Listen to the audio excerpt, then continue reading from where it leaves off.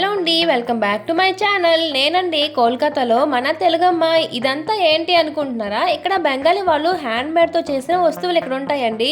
మరి ఇంకెందుకు లేటు, చూసేద్దాం వచ్చేయండి. ఇక్కడ చూసారా ఈ ఫ్లవర్ వాజెస్ ఎంత బాగున్నాయో కదా. ఇవి చేత్తోనే చేసినవండి. ఇవన్నీ ఒక్కొక్క ఐటెం చూస్తుంటే వీళ్ళకి ఎంత టాలెంట్ ఉందో అనిపిస్తుంది కదా. ఈ కప్స్ పైన పెయింటింగ్ కూడా ఏ మిషన్ యూజ్ చేయకుండా చేత్తోనే స్వయంగా వేశారంటండి. చూసారా ఇక్కడ ఒక అతను పెయింటింగ్ వేస్తున్నారు లైవ్లోనే. ఇవన్నీ మట్టి టీ కప్స్ అండి, చాలా బాగున్నాయి కదా. ఇవన్నీ హ్యాండ్మేడ్ వస్తువులు కాబట్టి కొంచెం కాస్ట్ ఎక్కువగానే ఉంటుందిలేండి. ఇక్కడ చూడండి శారీస్ పైన పెయింటింగ్ వేస్తున్నారు చూసారా. ఇంకా మనకి నచ్చింది చూపించి వేయమన్నా కూడా వాళ్ళు లైవ్లోనే వేసిస్తారనమాట. శారీస్కి పక్కనే మట్టి కొండలు చూసారా, ఎంత అందంగా పెయింట్ వేస్తున్నారు కదండి. ఇంకో విషయం ఏంటంటే ఇక్కడ బెంగాలీ వాళ్ళు మనుషులే అందంగా కాదండి, వాళ్ళ చేతి వస్తువులు కూడా అంతే అందంగా చేస్తారని ఇక్కడికి వచ్చి ఇవన్నీ చూసాకే అర్థమైందండి. మన దేశంలో ఇలాంటి కళాకారులు ఇంకెంతమంది ఉన్నారో కదా. ఇక్కడ handmade bags, clocks, shirts, flower vases, saris ఒకటేంటి ఇలా ఎన్నో ఉన్నాయండి. ఇలాంటి వాళ్ళని మాత్రం తప్పకుండా ఎంకరేజ్ చేయాలండి. ఇక్కడ ఈ కాటన్ శారీస్ చాలా బాగున్నాయి. అలా ప్లెయిన్ శారీస్ పై పెయింట్ వేశారంట.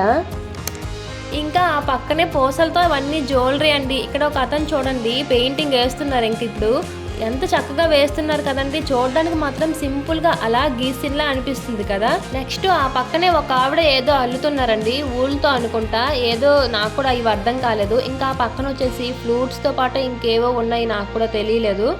ఆ పక్కన వచ్చేసి పూసలతో జ్యువెలరీ అండి. ఇంకా బ్యాక్ సైడ్ చూసారా ఫ్రేమ్లు ఉన్నాయి కదా. నెక్స్ట్ అక్కడికి వెళ్దాము.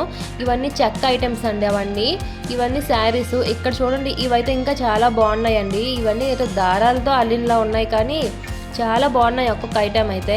అవన్నీ సన్నం తాడుతో చేశారండి. ఇవన్నీ దానిపైన కలర్స్ వేసినలా ఉన్నారు. ఇవన్నీ హోమ్ డెకర్స్ బాగున్నాయి, చాలా బాగున్నాయి చూడడానికి అయితే. అక్కడ వినాయకుడు కనిపిస్తుంది కదండి, చూడడానికి అంత సింపుల్గా కనిపించినా అది చేయడానికి అయితే 4 days అంటూ పట్టిందంట. వాళ్ళని అడిగితే 4 days పట్టిందని చెప్పారు. ఇవన్నీ చిన్న చిన్న ఫ్రేమ్స్ అయితే వీటికి బ్యాక్ సైడ్ పెద్ద పెద్ద ఫ్రేమ్స్ ఉన్నాయండి. ఎంత అందంగా ఉన్నాయో కదండి, ఎంత టాలెంట్ ఉందో వీళ్ళకి అసలు. కాళీమాత ఫ్రేము, ఇంకా రాధాకృష్ణ, శివుని, గౌతమ్ బుద్ధ, నెక్స్ట్ జగన్నాథ స్వామి, వినాయకుని ఫ్రేమ్స్. ఎక్కువగా అయితే కాళీమాత, శివునివే ఎక్కువగా ఉన్నాయండి. వీటి కాస్ట్ కూడా మామూలుగా ఉండదండి అసలు. వీటి కాస్ట్ ఎంత ఉండొచ్చో మీరు గెస్ చేసి తప్పకుండా కామెంట్ చేయండి మర్చిపోకుండా. మేమైతే కొన్ని ఐటమ్స్ అయితే తీసుకున్నాం. ఏం తీసుకున్నామో చూసేయండి అలా. ఇంకా అలా కొంచెం ముందుకు వచ్చాక కొన్ని చెక్క ఐటమ్స్ అయితే కనిపించాయండి. అన్నీ నాకు బాగా నచ్చాయి. ఏం తీసుకోవాలో నాకు కూడా ఫస్ట్ అర్థం కాలేదు.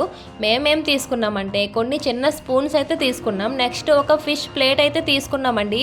ఆ ప్లేట్ చూడగానే నాకు చాలా బాగా నచ్చింది. మన యూట్యూబ్కి కొంచెం యూజ్ అవుద్దని కొన్ని ఫుడ్ ఐటమ్స్ చేసేటప్పుడు అందులో పెట్టి వీడియో తీయడానికి కొంచెం బాగుంటుందని తీసుకున్నా.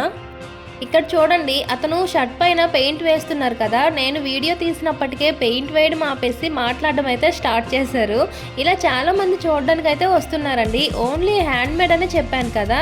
క్యాండిల్స్ చూడండి గ్లాస్లో రెడీ చేసి తీసుకొచ్చారు. మంచి ఫ్లవర్స్లా కొన్ని కనిపిస్తున్నాయి కదా.